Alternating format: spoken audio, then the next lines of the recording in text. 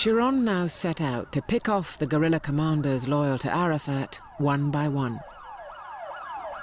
Raid Karmi had already survived an assassination attempt, which had left him blind in one eye.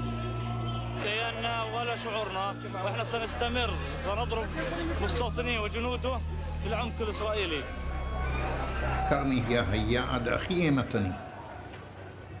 עם קרמי אני כשר ביטחון התעסקתי כמה חודשים.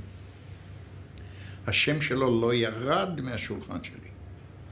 ובשלב מאוד מוקדם נתתי את ההוראה לשים אותו על צלב.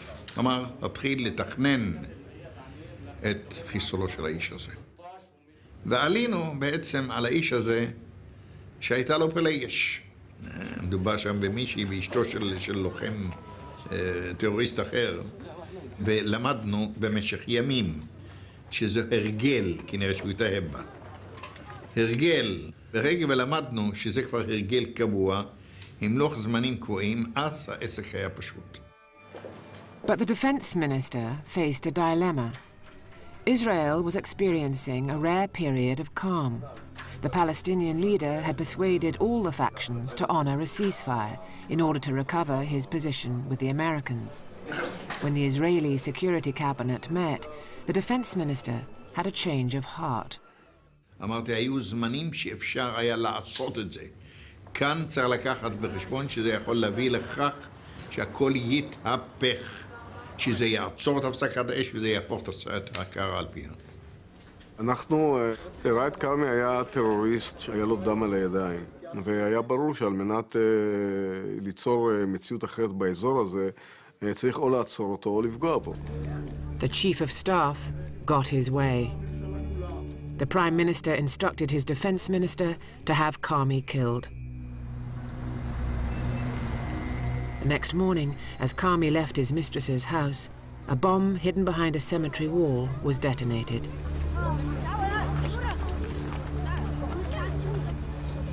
He was killed instantly.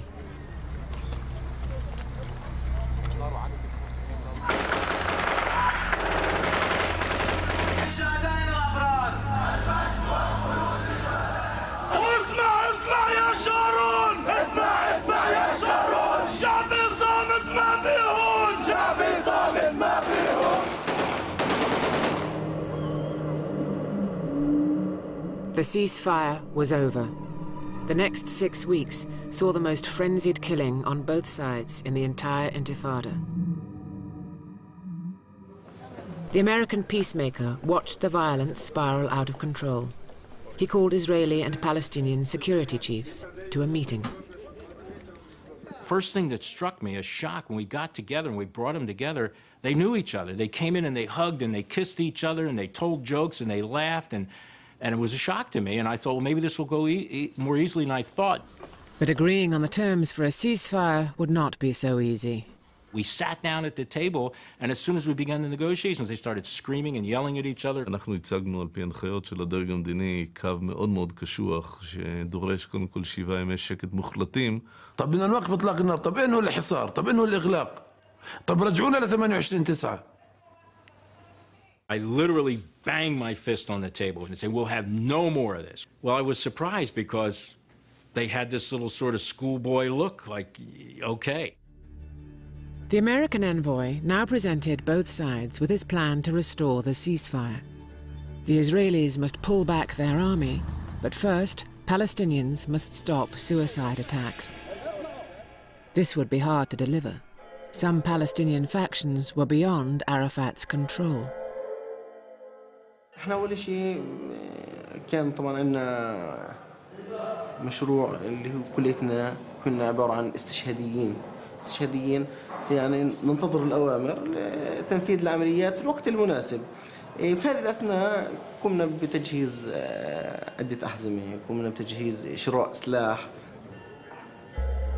A 25-year-old student named Abdel Basset Odi volunteered for a suicide attack.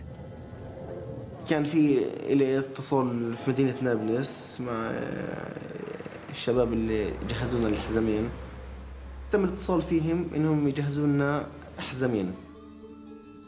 Unaware of what Hamas were planning, Arafat gathered his top advisors to discuss the American ceasefire proposal.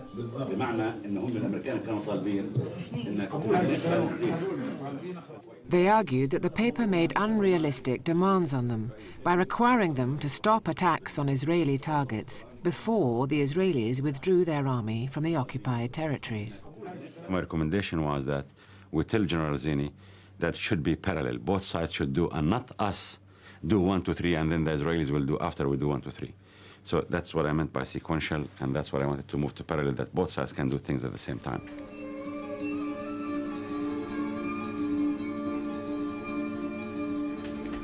Time was short. Israel was about to shut down for the Passover holiday. That same night, the Israeli team went straight to their prime minister. אני מקריא את זה באנגלית, המסמך כתוב אנגלית, אני מקריא את זה פסקה פסקה, לא מתרגם אלא מסביר בעצם מה אנחנו פה מתחייבים, מה הפלסטינים פה מתחייבים. שראש הממשלה שאל, אוקיי, מה קורה? אנחנו מקבלים את זה, הפלסטינים נומינלית מקבלים את זה אבל לא מבצעים. איזה סנקציות יש כאן נגד אי ביצוע?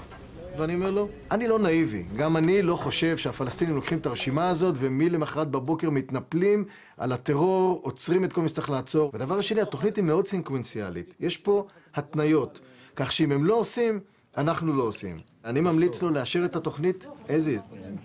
ו-ARAFAT is on the spot. That clinched it for Sharon.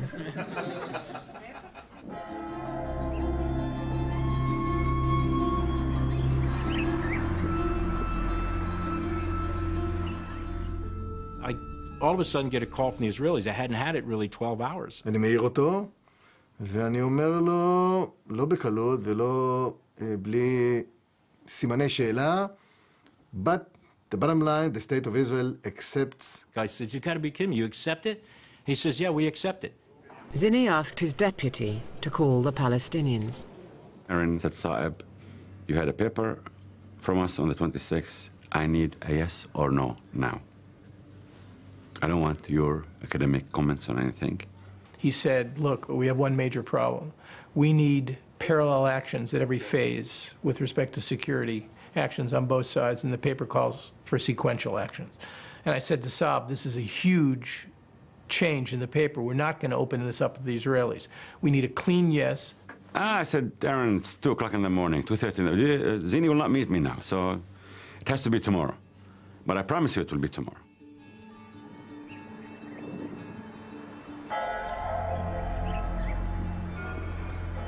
"30 miles away, that very night, the Hamas team were preparing the bomber's last testament.